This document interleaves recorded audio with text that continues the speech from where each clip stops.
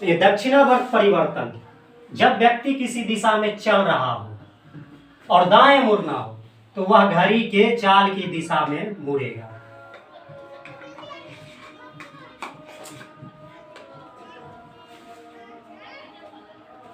वामावर्त परिवर्तन, जब व्यक्ति किसी दिशा में चल रहा हो और बाएं मुड़ना हो तो वह घड़ी के चाल की विपरीत दिशा में मुड़ेगा।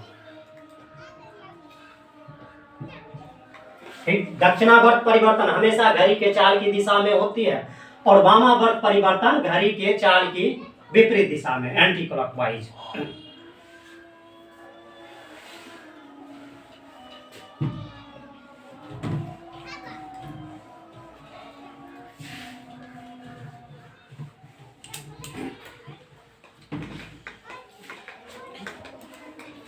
चलने के क्रम में जब व्यक्ति लगातार 2 बार दाएं मुड़ जाए तो वह अपने विपरीत दिशा की ओर चलने लगता है। 2 बार लगातार दाएं मान लिया पूरब दिशा की ओर चल रहा था, एक बार दाएं ऐसे, फिर एक बार दाएं ऐसे, पूरब दिशा की ओर चल रहा था, अब वह पश्चिम दिशा की ओर चलने लगा। 2 बार राइट हो, दाएं मुड़ने के बाद वह विपरीत दिशा की ओर चलने लगता है। इसी तरह से यदि 2 बार लगातार बाएं मुड़ जाए,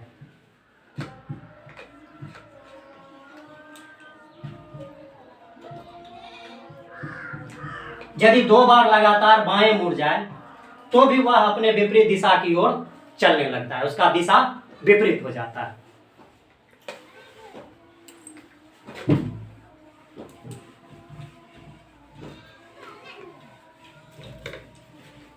यदि एक बार दाएं और एक बार बाएं मुड़े तो उसकी दिशा समान रहती है। मान लिया पूरब दिशा की ओर चल रहा था, एक बार दाएं मुड़ा ऐसे, फिर बाएं मुड़ा ऐसे, वह अब भी पूरब दिशा की ही ओर चल रहा है। या एक बार बाएं मुड़े, पूरब दिशा की ओर चल रहा था, एक बार बाएं और फिर एक बार दाएं, तो भी वह समान दिशा की ओर रहती है, उसके दिशा में परिवर्तन नहीं होता है।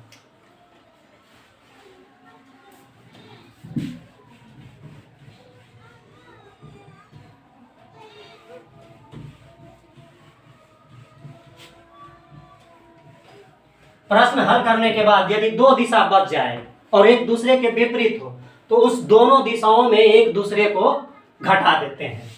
माना कि वेस्ट 20 बच रहा हो और ईस्ट 10 बच रहा हो, तो ऐसी परिस्थिति में वेस्ट 20 में ईस्ट 10 घट जाएगा तो बचेगा वेस्ट 10। यानी विपरीत दिशा में एक दूसरे दिशा को घटा देते हैं, उसकी दूरी को।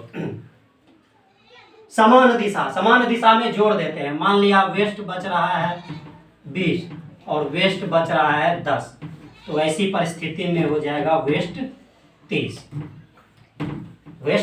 मीटर की दूरी।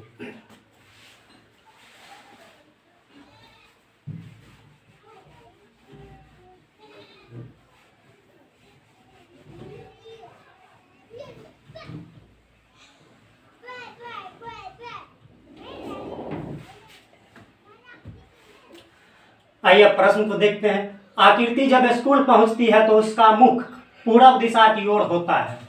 वह अपने घर से निकलने के बाद लगातार 2 बार बाएं ओर मुड़ती है, फिर दाएं ओर मुड़ने के बाद पुनः 2 बार बाएं ओर मुड़ती है और स्कूल पहुंच जाती है। तो बताएं कि वह घर से निकली थी तो उसका मुख किस दिशा की ओर था। 2 बार बाएं, फिर दाएं, फिर 2 बार बाएं, ईस्ट। चलिए, डायरेक्शन सेंस के अभी तक जितने भी प्रश्न हल किए हैं उसमें प्रारंभिक दिशा दिया जाता था और अंतिम दिशा ज्ञात करना होता है। इस प्रश्न में अंतिम दिशा दिया गया, अर्थात स्कूल पहुंचने के बाद अंतिम दिशा दिया गया है और प्रारंभिक दिशा ज्ञात करना है। प्रश्न को उलट दिया गया है, तो एकदम सिंपल है। जब कोई चीज उल्टा हो तो उसको सीधा करने के लिए क्या करते हैं, उसको एक बार और उलट देते हैं, बस यही करेंगे। ईस्ट, ईस्ट, लेफ्ट के जगह right, right, left, right, right. चलिए, ये जो दिशा प्राप्त होगा अंतिम दिशा, वही प्रश्न का उत्तर होगा। ईस्ट डबल आर, मतलब ये ईस्ट है तो ये हो जाएगा वेस्ट। वेस्ट का लेफ्ट, वेस्ट का लेफ्ट ऐसे, वेस्ट का लेफ्ट साउथ, ठीक। ये साउथ है तो ये डबल आर है, ये इसका अपोजिट विपरीत हो जाएगा, ये साउथ है तो ये हो जाएगा नॉर्थ, उत्तर दिशा, और यही प्रश्न का उत्तर है। यदि नहीं उलटना हो तो आइए इसको एक और तरीका से देखते हैं। दिशा परिवर्तन नहीं करना हो, नहीं बदलना हो, तो इसको दूसरा तरीका देखते हैं।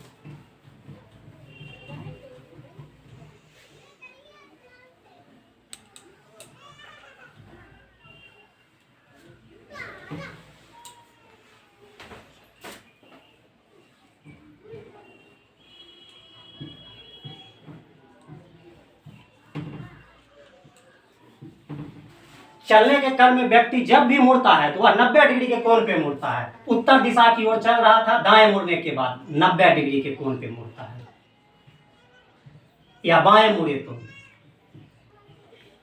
90 डिग्री के कोण पे।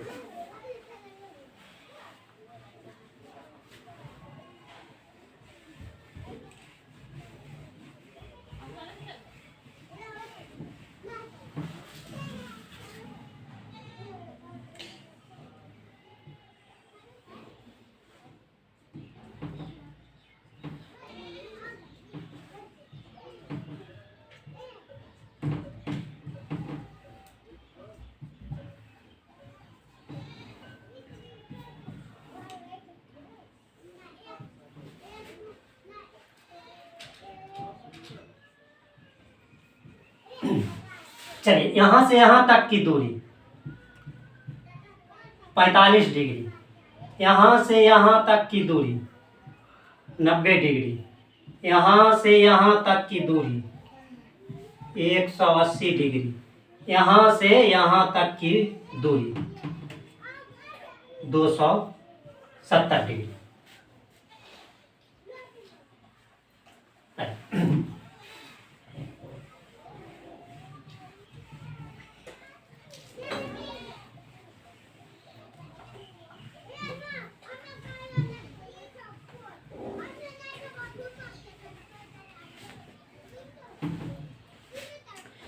चलिए, प्रश्न में प्रारंभिक दिशा नहीं दिया गया है तो हम अपने मन से किसी भी दिशा को प्रारंभिक दिशा मान सकते हैं।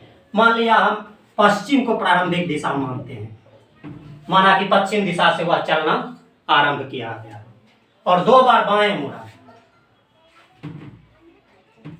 उसके बाद दाएं मुड़ा, फिर 2 बार बाएं मुड़ा।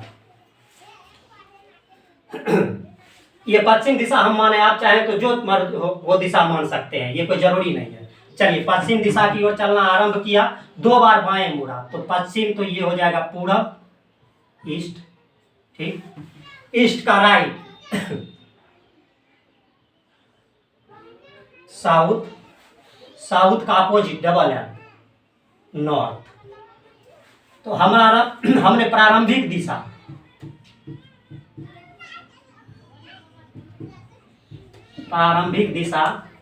वेस्ट माना, तो अंतिम दिशा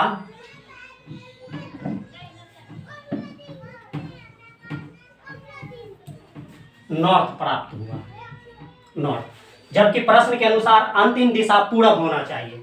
तो आइए देखते हैं हम कितना डिग्री पीछे हैं।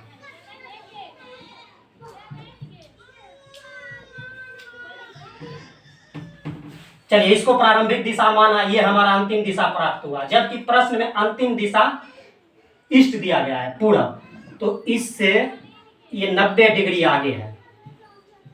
तो हम अपने माने के प्रारंभिक दिशा को भी 90 डिग्री आगे कर देंगे। जो दिशा प्राप्त होगा वही प्रश्न का उत्तर होगा, अर्थात उत्तर प्रश्न का उत्तर है।